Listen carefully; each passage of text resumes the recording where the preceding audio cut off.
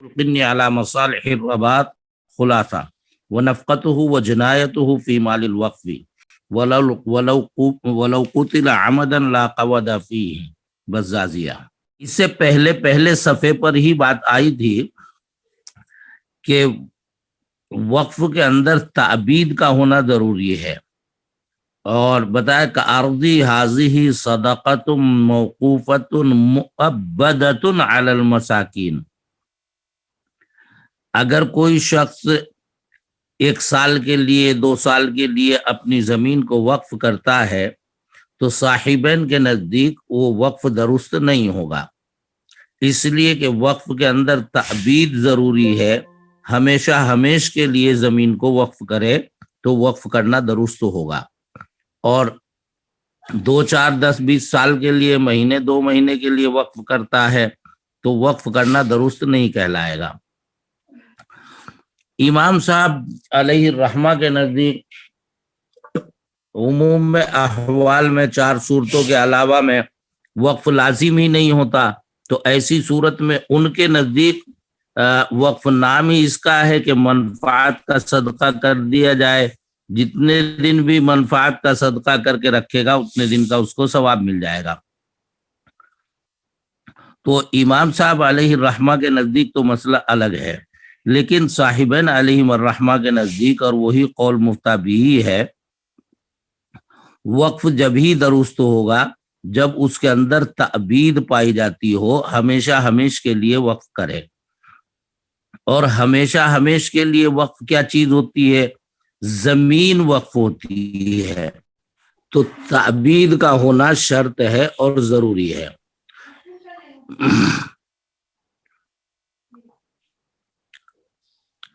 تعبید کا پایا جانا کس چیز میں پایا جاتا ہے؟ زمین میں، یا آگے بڑھ کر کہہ لو مکان میں، اس لیے کہ زمین ہی ایسی چیز ہے جو برابر باقی رہتی ہے، باقی چیزیں ختم ہو جاتی ہیں۔ تو زمین یا زمین کے تابع ہو کر مکان، وہاں بھی اصلاً تو زمین ہی ہے، مکانیت جو دیواریں بنی ہوئی ہیں اوپر چھت ہے وہ بھی اس کے تابع ہو کر ہے۔ تو یہ وقف اصلاً ہوتا ہے زمین کا، اور متقدمین کے یہاں زمین ہی کا وقف ہوتا تھا، زمین کے علاوہ کا وقف کرنا ہی درست نہیں تھا۔ اس لیے زمین اصلاً ہے تاکہ اس میں تعبید کی شرط پائی جا سکے۔ پھر اس کے بعد زمین کے ساتھ ساتھ دوسری چیزوں کی اوقاف میں ضرورت پیش آنے لگی۔ مثلاً اگر زمین ہے تو زمین کے ساتھ میں پھر کھیتی کرنے والے بھی چاہیے، بیل بھی چاہیے، تو ان کا بھی لوگ وقف کرنے لگے۔ پھر ایسے ہی ہوتے ہوتے مسجدوں میں پنکھے، چٹائی، دوسری چیزیں وقف کرنے لگے۔ تو اس طرح جو ہے لوگوں کی عادت بن گئی، اور متاخرین نے بھی پھر ان اشیاء منقولہ کا کہ وقف کے جواز کا فتویٰ دے دیا۔ تو 2 چیزیں ہوئی، اشیاء غیر منقولہ جن کو ایک جگہ سے دوسری جگہ منتقل نہیں کیا جا سکتا، نقل نہیں کیا جا سکتا، زمین، مکان وغیرہ، اور اشیاء منقولہ بیل ہے، بھینس ہے، چٹائی ہے، مصلح ہے، جانماز ہے، قرآن کریم کے نسخے ہیں، دیگر کتابیں ہیں، یہ اشیاء منقولہ کہلاتے۔ تو ابتداءً اشیاء غیر منقولہ کا وقف ہوتا تھا، اور متقدمین کے یہاں اسی پر فتویٰ تھا۔ اشیاء غیر منقولہ کا وقف درست ہی نہیں ہوتا تھا، لیکن جن جن چیزوں کی اوقاف میں ضرورت پیش آتی گئی ان چیزوں کے جواز کا متاخرین فتویٰ دیتے چلے گئے۔ لہذا نیچے جو جزئیات آ رہے ہیں ان جزئیات میں جو مسئلہ لکھا ہے ضروری نہیں کہ وہی حکم ہو، حکم ہے عرف کے اوپر۔ عرف میں جن چیزوں کا وقف کرنے کا عرف بن گیا ان کا عرفاً وقف درست ہے تو شرعاً بھی درست ہے، اور جن چیزوں کا وقف عرفاً درست نہیں ان کا شرعاً بھی درست نہیں۔ جزیات میں فرق اس طرح آ جائے گا کہ مثلا اب سے 50 سال پہلے کسی چیز کے وقف کرنے کا عرف نہیں تھا تو شرعن بھی درست نہیں تھی، اب 50 سال بعد اس چیز کے وقف کرنے کا عرف بن گیا تو شرعن بھی اس چیز کا وقف کرنا درست ہو گیا۔ تو 50 سال پہلی کتابوں میں لکھا ہوگا کہ اس کا وقف کرنا درست نہیں ہے، آج کی کتابوں میں لکھا ہوگا کہ وقف کرنا درست ہے، مدار ایک ہی ہے کہ عرف ہے، اس وقت عرف نہیں تھا تو عدم جواز تھا، اب عرف آ گیا تو جواز آ گیا۔ اس طرح جو ہے یہ پورے طویل عبارت میں جزئیات آ رہی ہیں اور تمام جزئیات میں یہی بیان کیا گیا کہ فلاں چیز کا وقف درست ہے اور فلاں چیز کا وقف درست نہیں ہے۔ مدار یہی ہے کہ ان چیزوں کا اشیاء منقولہ کا وقف متاخرین کے یہاں ببنائے عرف درست ہوا ہے، لہذا جن چیزوں میں عرف ہے ان کا وقف کرنا درست ہے، جن چیزوں میں عرف نہیں ہے ان چیزوں کا وقف کرنا درست نہیں ہے۔ پھر اس تعبید کی شرط کا کیا ہوا؟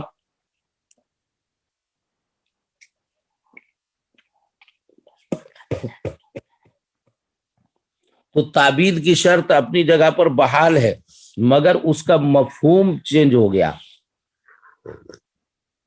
مفہوم اس طرح چینج ہوا کہ تعبید کے ابتداءً معنی تھے صبح قیامت تک باقی رہنا، اور وہ ہے زمین ہی قیامت تک باقی رہتی ہے،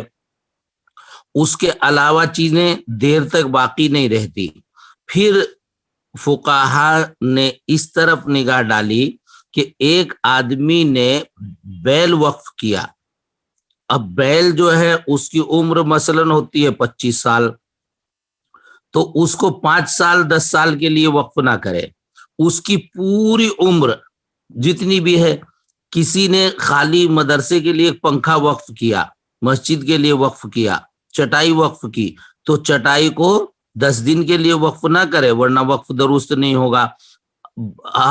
اس کی پوری عمر کے لیے وہ 2 سال چلے گی چٹائی یا 4 سال چلے گی، تو اس کی پوری عمر کے لیے وقف کرے، یہی اس کی تعبید ہے۔ اس کو لکھا ہے کہ وَلَوْ وَقَفَ الْعَقَارَ بِبَقَرِهِ وَأَقَرَتِهِ، اور اگر زمین کو وقف کیا اس کے بیلوں کے ساتھ، وَأَقَرَتِهِ اکار کی جمع ہے، اور اکار کہتے ہیں کاشتکار کو، اور کاشتکاروں کے ساتھ 2-4 غلام بھی وقف کر دیے تاکہ کھیتی میں کام کرتے رہیں۔ بفتحتین اکرا، حمزہ کاف را سب کے فتح کے ساتھ، عبیدہ الحراسون، اس کے وہ غلام جو کھیتی کرنے والے ہوں، صح استحسانا تبعا للعقار، تو یہ استحسانا درست ہے عقار کے تابع ہو کر، زمین کے تابع ہو کر۔ وجاز وقف القن علی مصالح الرباط، اور رباط کے مصالح پر غلام کا وقف کرنا۔ مسافر خانہ ہے، وہاں مسافر آتے ہیں، ان کی خدمت ان کی ضرورت کے لیے کسی شخص نے غلام وقف کر دیا تو وہ وقف کرنا بھی درست ہے۔ اب وہ غلام وقف کا ہے تو روٹی کہاں کھائے گا، چوٹ لگ گئی تو بیمار ہو گیا تو دوا کون دلوائے گا، وَنَفْقَتُهُ وَجِنَایَتُهُ، اور اس کا نفقہ بھی اور اس کا تاوان بھی مال وقف ہی میں ہوگا۔ وَلَوْ قُتِلَ عَمَدًا، اگر کسی نے اوقاف کے غلام کو قتل کر، کسی نے ایسے کسی کے مملوکہ غلام کو قتل کر دیا، آپ مسافر خانے میں جو آدمی خدمت کر رہا تھا غلام، اگر آپ نے اس کے قاتل کو قتل بھی کرایا، قصاص بھی لے لیا، تو آپ کو کیا فائدہ ہوا؟ اب وہاں اوقاف میں خادم تو رہا نہیں، اس لیے یوں کہتے ہیں کہ وہاں قصاص نہیں لیا جائے گا، بلکہ اس کو اس کی قیمت لی جائے گی، اور اس قیمت کے بدلے دوسرا غلام خرید کر اسی جہت پر وقف کر دیا جائے گا۔ تو ولو قتل عمدن، اور اگر اس کو عمدن قتل کر دیا گیا تو اس میں قصاص واجب نہیں ہوگا، بل تجب قیمتہ لیشتری بہا بدلہ، بلکہ اس کی قیمت واجب ہوگی تاکہ اس کے بدلے دوسرا غلام خرید لیا جائے۔ کما صح وقف مشاع قضی بجوازہ لانہ مجتہد فیہ، جیسے کہ وقف درست ہے مشاع کا بھی۔ اب مشاع یعنی آپ کی 2 بیگھے زمین ہے، آپ نے اس میں سے آدھی بیگھے وقف کر دی اور ابھی متعین کی نہیں۔ اسی طریقے سے 2 آدمیوں کی مشترکہ زمین ہے، عارف کی آفتاب کی، آفتاب نے اپنا حصہ وقف کر دیا لیکن وہ حصہ ابھی تقسیم ہو کر الگ نہیں کیا گیا، تو اس کو کہیں گے کہ ان کا حصہ پوری زمین میں شائع ہے۔ تو امام ابو یوسف علیہ الرحمہ کے نزدیک وقف مشاع جائز ہے۔ قضی بجوازہ، اگر امام ابو یوسف کے قول پر جواز کا اور وقف کے درست ہونے کا کسی قاضی نے فیصلہ کر دیا تو یہ فیصلہ درست ہو جائے گا، لأنہ مجتہد فیہ، اس لیے کہ یہ مسئلہ مختلف فی ہے۔ فللحنفی المقلد، تو حنفی مقلد قاضی کے لیے درست ہے ان یحکم بصحت وقف المشاع وہ بطلانی ہے، کہ وہ وقف مشاع کے درست ہونے کا فیصلہ بھی کر سکتا ہے امام ابو یوسف کے قول پر، اور اس کے بطلان کا فیصلہ بھی کر سکتا ہے امام ابو حنیفہ اور امام محمد کے قول پر، لاختلاف ترجیح، اس لیے کہ کسی نے اس قول کو راجح کہا ہے، کسی نے اس قول کو راجح کہا ہے، کسی بھی قول کو وہ اختیار کر سکتا ہے۔ وَإِذَا كَانَ فِي الْمَسْأَلَةِ قَوْلَانِ مُصَحَّحَانِ، اور جب کسی مسئلے میں 2 ایسے قول ہوں کہ دونوں کو صحیح قرار دیا گیا ہو تو جاز الافتاء والقضاء بأحدهما، تو ان میں سے کسی ایک پر فتویٰ دینا یا فیصلہ کر دینا درست ہو جاتا ہے۔ بہر و مصنف وکما صح ایضا وقف کل منقول، اور جیسے کہ صحیح ہے ہر منقول چیز کا وقف کرنا، ابتداءً ایسا نہیں ہوتا تھا، قصداً بالاستقلال، بالاستقلال مطلب ابھی پہلے بتایا کہ پہلے وقف صرف زمین کا ہوتا تھا، پھر زمین کے تابع ہو کر مکان کا، اور پھر کھیت کے تابع ہو کر جو ہے بیلوں کا اور غلاموں کا وقف کرنا درست ہو گیا، لیکن بعد میں زمین چاہے وقف بھی نہ ہو اس کے تابع ہو کر نہیں، بالاستقلال کسی نے اگر غلام وقف کر دیا ہے تو اس کا وقف کرنا درست ہوگا، پنکھا وقف کر دیا اس کا وقف کرنا درست ہوگا، لیکن فیہ تعامل للناس، اس میں لوگوں کا تعامل ہونا چاہیے، یعنی عرف اگر ہے تو پھر شرعاً بھی وقف کرنا درست ہے۔ کفاسن و قدوم، بل جیسے ہتھوڑی کلہاڑی ان کا وقف کرنا، بل وہ دراہم و دنانیر، بلکہ دراہم و دنانیر وہ بھی وقف کر سکتا ہے، روپے اور پیسے وقف کر دے، روپے پیسے لوگ وقف کر دیتے، مطلب 1 لاکھ روپے آپ نے وقف کر دیے، یوں کہہ دیا کہ جناب غربا کی ضرورت میں استعمال کیا جائے، تو ان کو کیا جاتا ہے، جیسے کسی کے پاس ابھی کھیت بونے کے لیے بیج نہیں ہے، اس کو 10,000 روپے ادھار دے دیے، اس نے بیج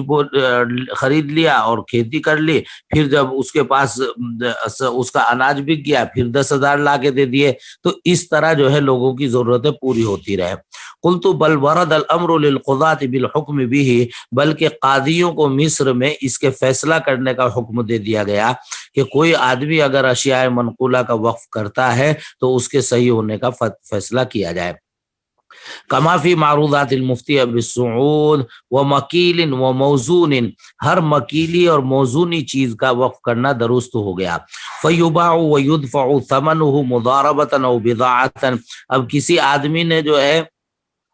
1 کنٹل سرسوں وقف کر دی، 1 کنٹل جو ہے گیہوں وقف کر دیا، تو اس کو وہ تو گیہوں خراب ہو جائے گا رکھا، فیباع اس کو بیچ دیا جائے اور اس کی قیمت کسی کو مضاربتاً دے دی جائے تاکہ اس میں نفع آتا رہے۔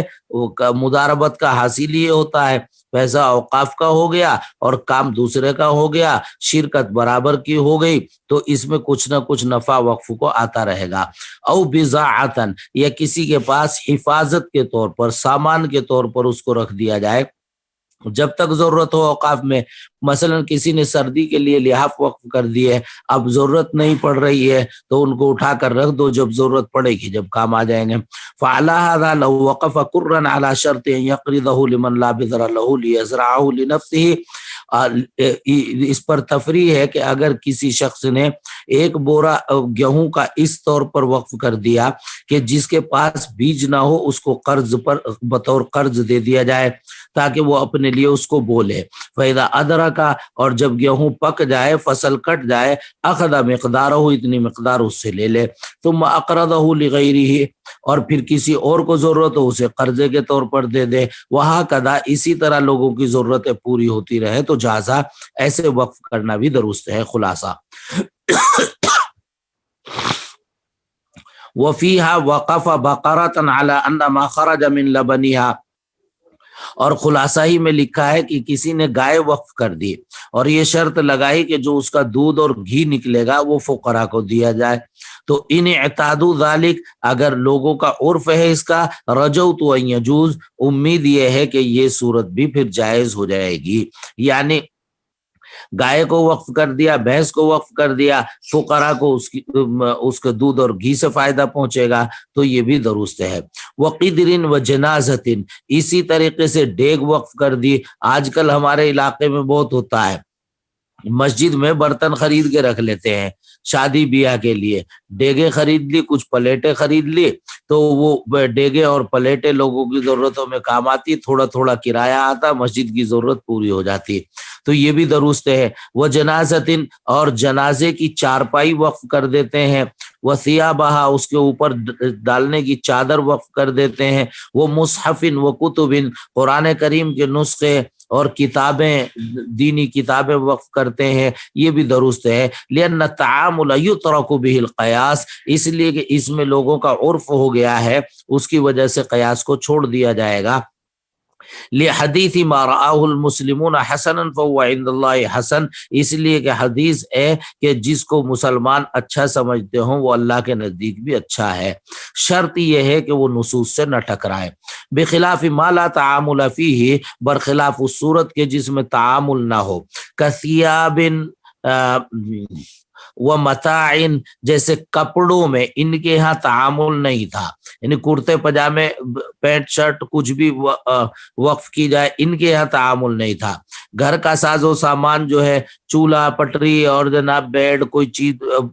برتن وقف کیے جائیں، ان کے یہاں تعامل نہیں تھا تو ان کا وقف بھی درست نہیں تھا۔ ہمارے یہاں تعامل ہو گیا، اگر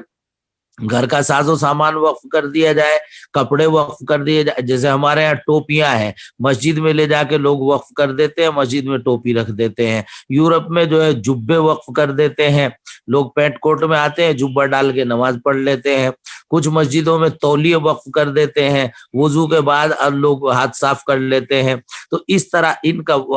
جہاں پر عرف ہے وہاں پر ان کا وقف بھی درست ہے۔ وَهَذَا قَوْلُ مُحَمَّدٍ وَعَلَيْهِ الْفَتْوَى اختیار۔ وَأُلْحِقَ فِي الْبَحْرِ السَّفِينَةُ بِالْمَتَاعِ، اور یہ البحر کے دونوں طرف انہوں نے وہ لگا دی، نشان لگا دیا، بین القوسین کر دیا، جیسے ساری کتابوں کے نام بین القوسین کر رہے نا، اسی کے آگے وفی البزازیتی، اس کے نیچے وفی الدرری، تو یہ بین القوسین کر دیتے ہیں کتابوں کے نام کو، یہاں بھی انہوں نے بین القوسین کر دیا۔ یہ بین القوسین کرنے والے نے بھی سمجھا کہ البحر سے مراد یہاں البحر الرائق ہے۔ وَأُلْحِقَ فِي الْبَحْرِ، اور لاحق کیا گیا البحر الرائق میں السفینۃ بالمتاع، سفینہ کو متاع کے ساتھ۔ دیکھو ابھی اوپر کہا بخلاف ما لا تعامل فیہ کثیاب و متاع، ثیاب اور متاع میں عرف نہیں ہے تو ثیاب اور متاع کا وقف درست نہیں ہے۔ البحر الرائق میں لاحق کیا کشتی کو متاع کے ساتھ، یعنی کشتی کے بھی وقف کرنے کا عرف نہیں ہے تو اس کا شرعاً بھی وقف درست نہیں ہے۔ اب بعد میں اس کا بھی عرف ہو گیا، لوگ جو ہے کشتی وقف کر دیتے ہیں، جہاں سمندری علاقہ ہوتا ہے تو پھر وہاں وقف کرنا کشتی کا بھی درست ہو گیا۔ وفل بزازیتی، یہاں دیکھو سب نشان لگے ہوئے سے، البحر کا ترجمہ سمندر کا مت کر دینا، بلکہ البحر الرائق مراد ہے۔ جہازہ وقف الاکسیت علی الفقراء،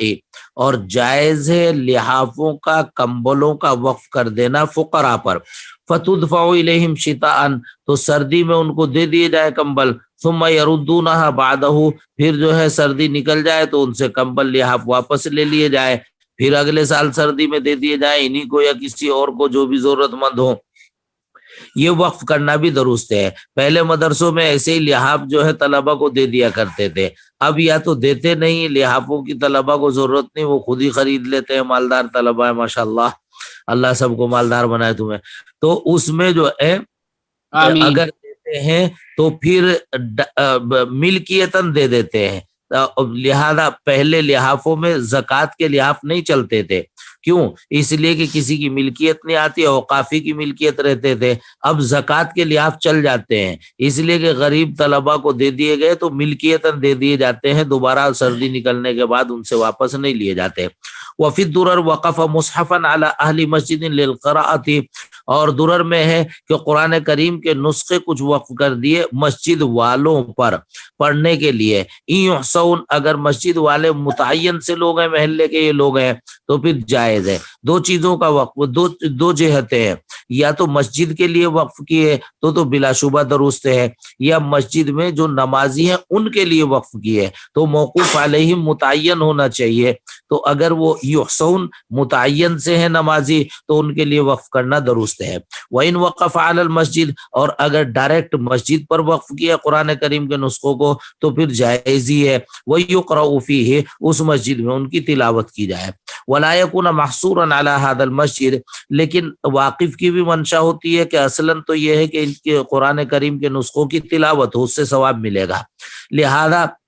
اسی مسجد کے لیے محصور نہیں ہوں گے، بلکہ دوسری مسجد میں بھی اگر ضرورت ہے تو وہاں بھی قرآن کریم کے نسخوں کو لے جایا جا سکتا ہے۔ وَبِهِ عُرِفَ حُکْمُ نَقْلِ کُتُبِ الْأَوْقَافِ مِن مَحَلِّهَا، اسی سے حکم معلوم ہو گیا اوقاف کی کتابوں کا ان کی جگہوں سے منتقل کرنا، لِلْانْتِفَاعِ بِهَا، ان سے فائدہ اٹھانے کے لیے، جیسا عرف ہوگا ایسا حکم ہوگا۔